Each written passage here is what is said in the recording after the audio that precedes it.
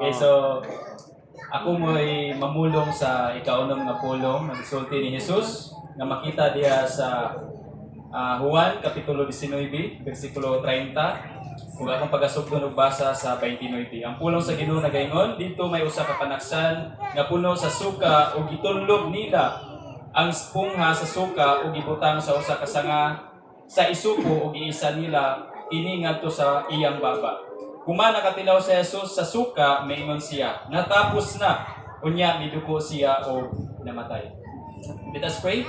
Heavenly Father, Lord, we pray for your Holy Spirit, Lord, nga magapanulti, magatudlo, magagiya ka namo karon. Yes, Nga dili namo mapasipalaan Ginoo ang imong mga balaan nga pulong nga gisulti dito sa cross sa Kalbaryo. We pray, Lord, nga amo kini nga ma-apply sa insakto sa among kinabuhi o masabtan namo Ginoo. Mo-grow kami not just physically but spiritually, Lord. And this we ask and pray in Jesus' mighty name. Amen. Amen. So, ani nga verse, duha ka verse, adunay usa ka sentence nga giingon si Jesus. Ang giingon ni Jesus, natapos na. Pwede ba natong isinggit, natapos na? Natapos na. Pusgo na to. Natapos na. So, kung atong pamalandungan, kaninga pulong, nani siya Greek nga gi-pronounce as tetelestai, which is paid in full or the debt is paid or ang utang nabayra na or fully paid. So, kabalo ba kaming sunan nga sa dihang nisinggit si Jesus nga natapos na, siguro makainguntang, yes, okay na.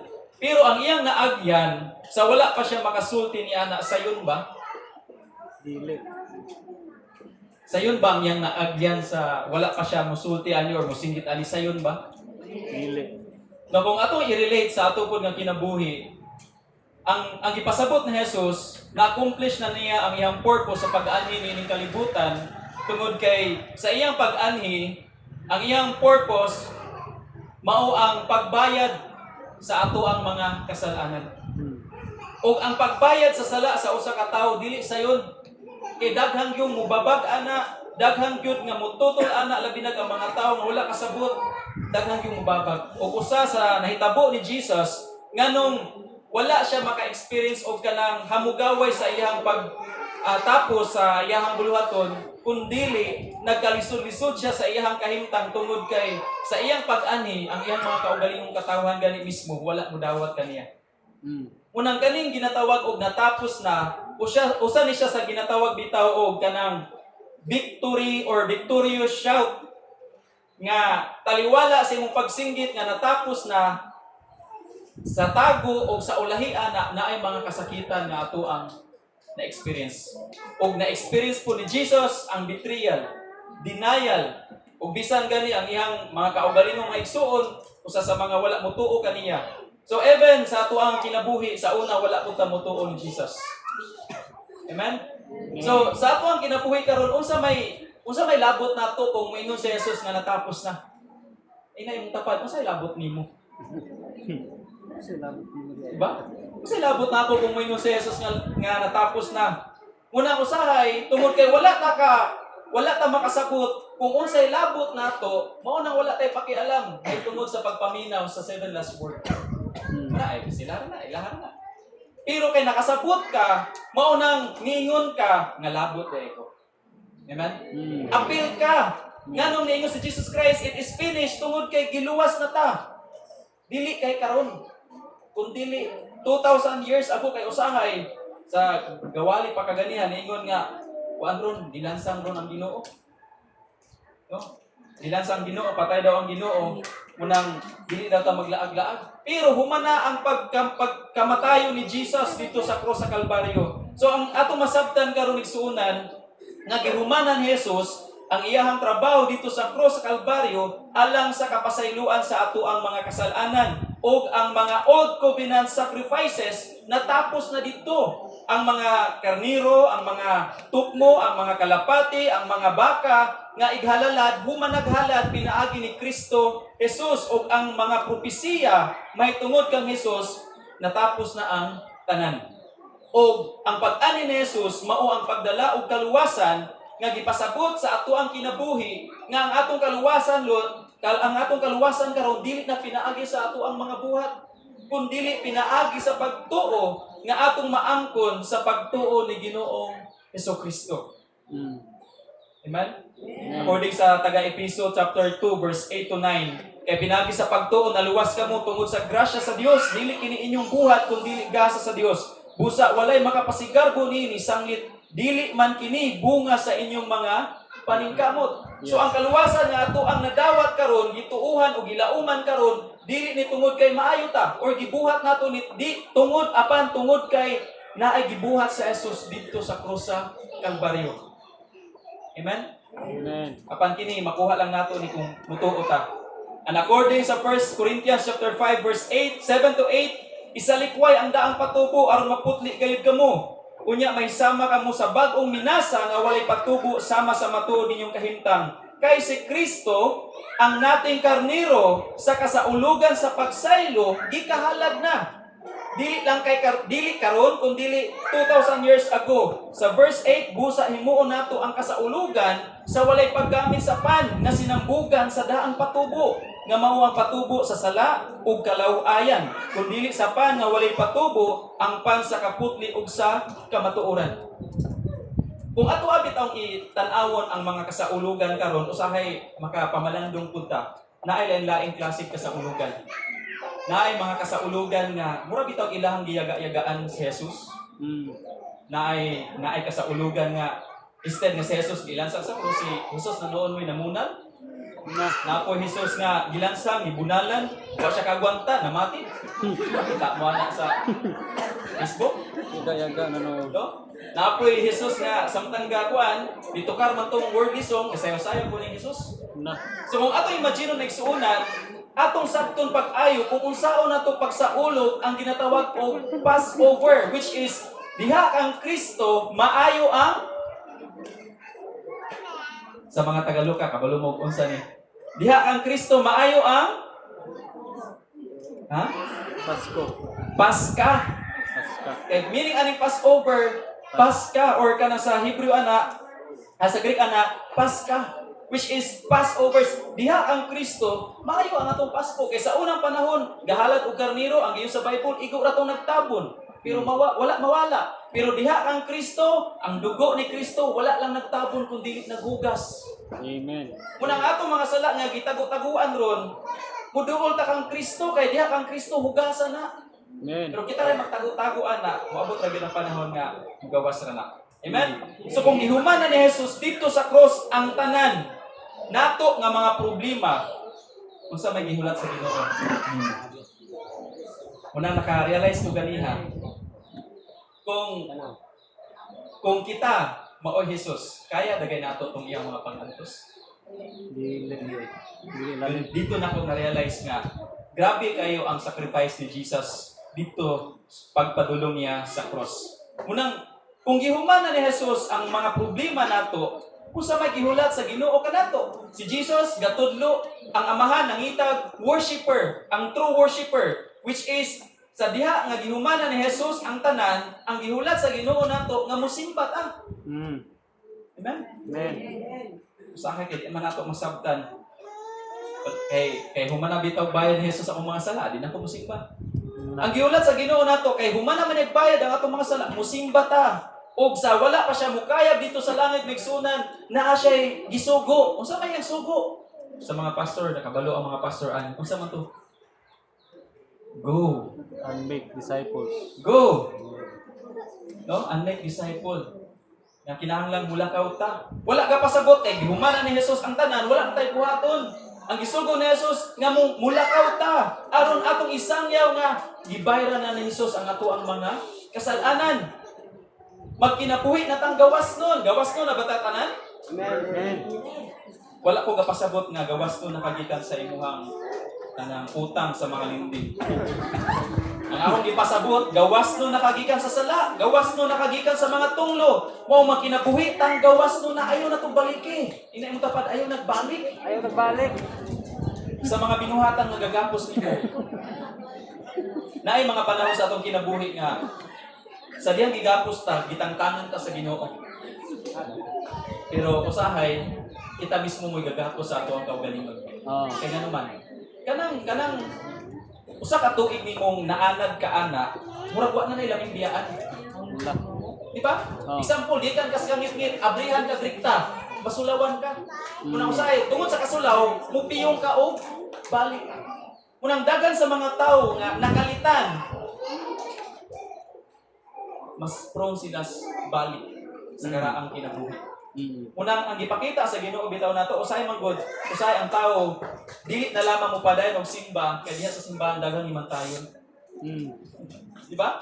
Kay gatuo man gud ta nga init ang tao mo tuod diha kang Kristo, tangtang dayon ang tanan niyang gapos. So dili na siya mo balik sa karaan yung kinabuhi or dili na siya magkinabuhi dayon siyang balaan. No? Unang dagan sa mga tao may gisuunan nga nibalik sa ilang karaan ng kinabuhi tungod kay nakalitan sila. Yagi og pagka-backslide. Kung hinumduman nato may suunan, kinahanglan magkinabuhi ta nga gawas na. Bisan sa hinay-hinay nga pagkatangtang. Mga gapos nato, bisan sa hinay-hinay nga pagkatangtang, ang importante ra nga padayon ang pagkatangtang. Dili kay tangtang ka usa, lambot na pud og kaduha. Itangtang man tuod ang gapos sa imong makamot, ikaw pud gaunay og gapos sa imong mga tiil. Amen? Amen. Ang gihulat sa Ginoo nato nga naa pa batay paglaom sa iyang pagbalik. Naa pa batay nilaom pa bata nga mobalik sa Jesus. Amen. Ibasin di kapuya nakaghinulat. Amen. Pero dito nato na-realize kaganiha. Kung sa Jesus, ako ra ning pangutana sa kung kaugalingon ha. Basig ma-viral ako nila basig mayon mo nga lain po ni pagtulungan ni pastora. Ako ra pangutana sa kung kaugalingon. Kung sa Jesus na ay asawa, mahumanda kayo niya? Sa inyong pagpamalan ko, kung sa Jesus na ay asawa, mahumanda kayo niya? Makaingon na kayo siyang it is finished? Makaingon dili. Sa inyong nasabtan sa Bible, makaingon dili. Yes. Pero ako pamatan na sa mga pastor's wife, kung kamo mo ay ma-illustrate na tong maasawa ni Jesus, di na guys sa Jesus magkalisod-isod. Hello. No, hinumduman na ito magsunan that we are kita pangasawa ulo ni Jesus. Amen. Sabtan na ba nato na? Usahay makaintang bright. Kung kita ra magkukusa mo asawa ni Jesus, mintang ay ako ara ni. Pero kay kita man tanan, which is walay gipalabi sa Jesus sa atuang taksa-taksa ka kinabuhi. Kitang tanan iya nga balikan. Muna hinumduman nato magsunan ang gihulat sa Ginoo sa atong kinabuhi according sa Micah 6:8 sa mga nakamemorize ani gipakita na niya kanimo o tawo unsa ang maayo. Kung ato ma-illustrate gihumanan ni Jesus dito sa krus sa Kalbaryo ang pagbayad sa tanan natong mga kasalanan. Unsa gihulat sa Ginoo nato? Ang gipaabot sa Ginoo kanimo mao ang pagbuhat sa kaangayan. Usahay diya sa simbahan, daghang mga miyembro nga mangreklamo kay dili daw patas, dili angay, naay pinalabi, naay pasuod. Di ba? Pero ang gihulat sa Ginoo sa atong kinabuhi nga magkinabuhi tang makiangayon, pasagday na sila gipalabi. Ang importante nga kita nga nakasabot sa pulong sa Ginoo magkinabuhi tang patas. Angay, ang giingon sa sumpay pagpakita sa makanunayong gugma. Usahay atong gugma, bulanon. Sa tawag na, pagdaktol, dako gugma. Sa tawag na, pagpatay. Walay gugma. Naay mga pastor na mingon, naay mga member nila nga bulanon ra mutungha. Ano pagtunghas bulan, sa pagpun mutungha. No? Kung naatay gugma sa Ginoo, ato nang ipakita, dili lang kay sa kausa kun dili sa tanan nga adlaw sa atong kinabuhi, ato ipakita ang atoang gugma. Kung tinuod man tang nahigugma. Ang tao nga nahigugma sa Ginoo wala na nay rason. Diba? Sahay kay kung naatay gugma, ngayon nga nahigugma ko sa Ginoo pero di ko kasimba kay, di ko kaadto kay, di ko ka-pray kay daghang mga rason. Pero ang tinuod nga nahigugma di na nimo makit-an og rason nganong dili siya mo simba sa Ginoo kay nganuman ang tinuod nga gugma is explainless. Kinahanglan explain. Diba? Imo ra nang ipakita magsunan og ingon sa sumpay og pagkinabuhi diha sa mapaubsanong pakig-uban sa atong Dios. Muna gihulat sa Ginoo sa atong kinabuhi. Munang andam bata nga humanon ang imong nasugdan diha sa Ginoo. Amen. Kay katong ubang gawali magba raman ako ra pong ako ra hulaman ko inyong oras. Ayaw. Kaning pagsugod tinuod nakaingon ko ani nga nindot man ang makasugod ta. Kay unsa may atong ipadayon kung wala tay nasugdan. Nindot ang pagsugod pero makaingon ko nga mas importante ang paglahutay. Kay daghang kasugod nga wala pa kalahutay. Mayra sa sugod, dasig sa sugod, pero sa paglahutay wala na. Daghang mga pastors mayra sa sugod. Daghang mga Christian mayra sa sugod. Pero pag abot na sa mga problema, pag abot na sa mga pagsulay, mga trial sa ilang kinabuhi, dito na sila nagkahinay-hinay o balik sa ilang karaan nga agi.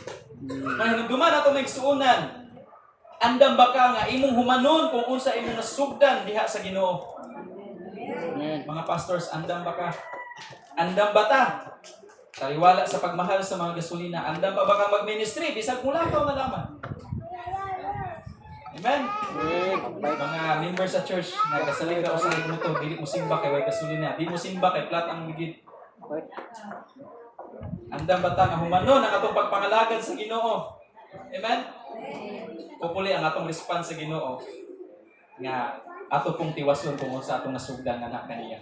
No? According sa Filipos chapter 3 verse 14, busa nagdagan ako, according ni Paul, nagdagan ako diretso sa dag-anan aron maangkon ko ang ganti sa pagkatinawag sa Dios pinagi kang Kristo Jesus ngadto sa kinabuhing walay katapusan. So si Paul gadasig sa mga Kristohanon sa Filipos nga kinahanglan modalagan ta ngadto sa dag-anan aron madawat nato ang ganti.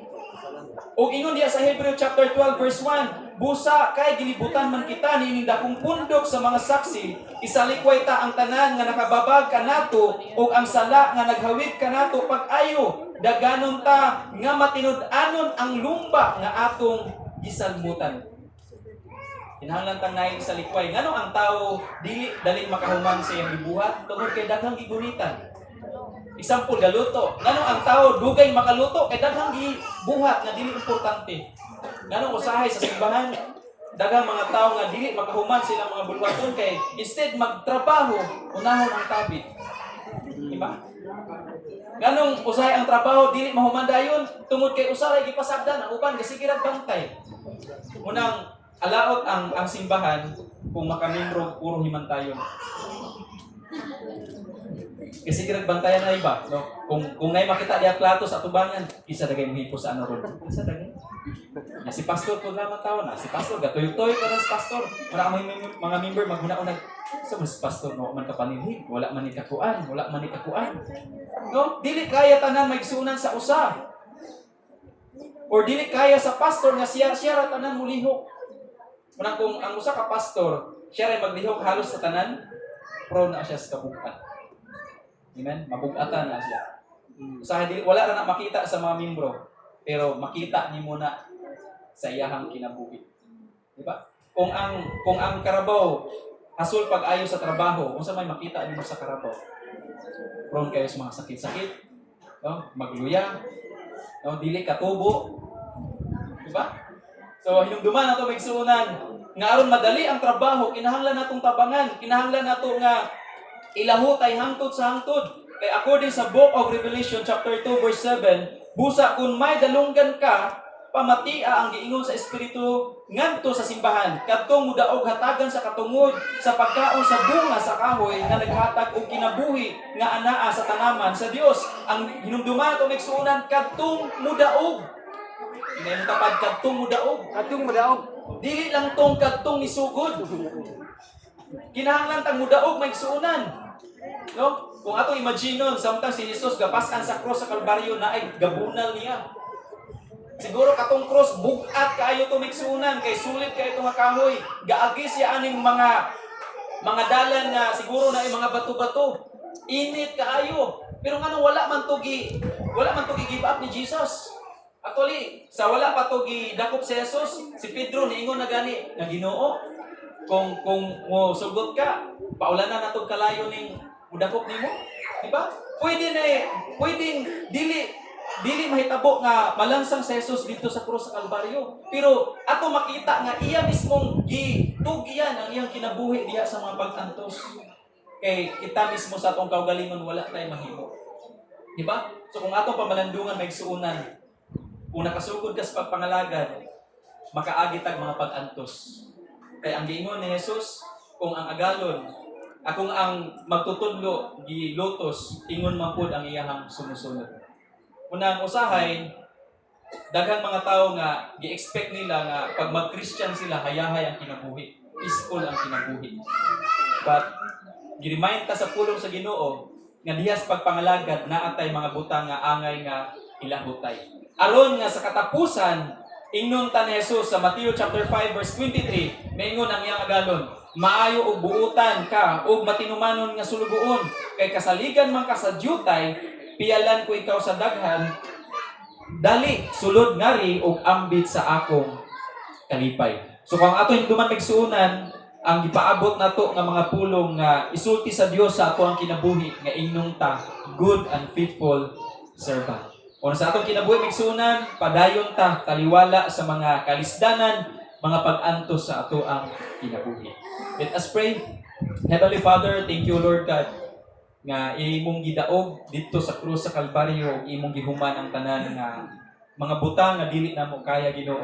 Salamat Lord nga apil di ay mi sa kadaugan nimo Ginoo. Ang imuhang kadaugan, amo pod nga kadaugan, ug nahimo kang kabus aron kami madato, pinaagi sa imong mga samad nga ayo kami, ug ikaw o Dios ang nagaluwas sa matag usa ng mga kinabuhi. O sa Lord, sa tanan nga anya dinhi karon nga nakasugod sa pag-alagad nga na kanimo, Lord, tabangi kami through the guidance of the Holy Spirit nga imong gisaad nga makalahutay kami Ginoo hangtod sa imuhang pagbalik. Dalaygon ka nga Dios, imo ang tanang pagpasidungog, pagpasalamat. In Jesus' mighty name we pray. Amen.